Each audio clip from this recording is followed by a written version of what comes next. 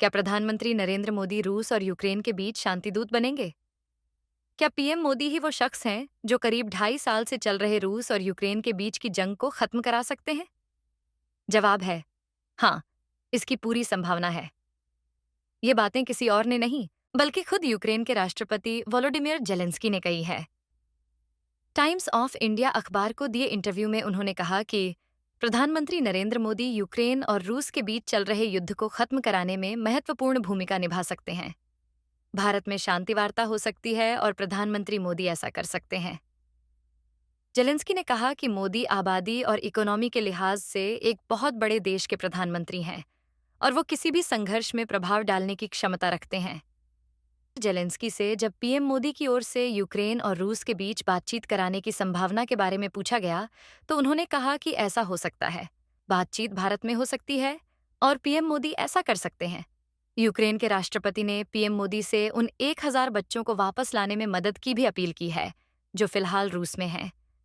Zelensky का कहना है कि यूक्रेन के बच्चों को रूस जबरन उठा ले गया है। गौरतलब है कि प्रधानमंत्री नरेंद्र मोदी पिछले कुछ अरसे से लगातार रूस और यूक्रेन से शांति की अपील कर रहे हैं।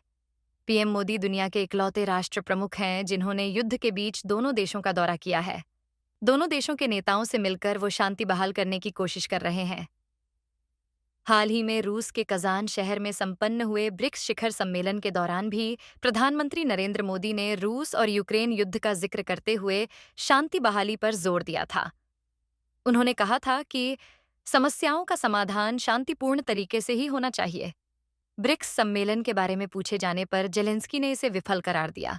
उन्होंने कहा कि पुतिन इस समिट के जरिए दुनिया के बड़े हिस्से को अपनी तरफ लाना चाहते थे, लेकिन वे ऐसा नहीं कर सके क्योंकि निमंत्रण के बावजूद कई नेता नहीं पहुंचे। जेलेंस्की ने कहा कि भारत और चीन सहित अन्य बड़े देश यदि रूस पर प्रतिबंध लगा दें, तो पुतिन युद्ध को रोकने के लिए मजबूर हो जाएंगे। करीब 2.5 साल से चल रहे इस युद्ध में अब तक कई हजार लोग मारे जा चुके हैं। यूक्रेन पूरी तरह से तबाही के कगार पर पहुंच चुका है, फिर भी जंग रुकने का नाम नहीं ले रही है। इसमें यूक्रेन को अमेरिका और अन्य पश्चिमी देशों का खुला समर्थन मिल रहा है। दरअसल विवाद के पीछे इसको भी एक बड़ी वजह माना जाता है।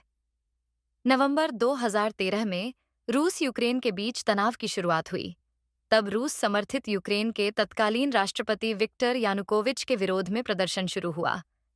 प्रदर्शनकारियों को अमेरिका और ब्रिटेन का समर्थन हासिल था। आखिरकार विरोधी भारी पड़े और फरवरी 2014 में यूक्रेन के राष्ट्रपति यानुकोविच को देश छोड़कर रूस में शरण लेनी पड़ी। इसके बाद रूस ने हमला कर दक्षिणी यूक्रेन के क्रीमिया पर कब्जा कर लिया और यूक्रेन के अलगाववादियों को खुला समर्थन देना शुरू कर दिया। इसको काउंटर करने के लिए जेलेंस्की की अगुवाई वाला यूक्रेन सीधे अमेरिका की शरण में पहुंच गया और नाटो में शामिल होने की कवायद शुरू कर दी। उधर रूस नहीं चाहता है कि यूक्रेन नाटो में शामिल हो, क्योंकि ऐसा होने से नाटो के सैनिक और मिसाइल यूक्रेन में तैनात हो जाएंगे, जो रूस की सुरक्षा के लिए बड़ी चुनौती साबित हो सकती है। कई जानकारों का ये भी मानना है कि रूस और अमेरिका दोनों ही की नजरें यूक्रेन के प्राकृतिक खनिज भंडारों पर हैं। इसमें सबसे अहम है लिथियम, जिसका बहुत बड़ा भंडार यूक्रेन में है।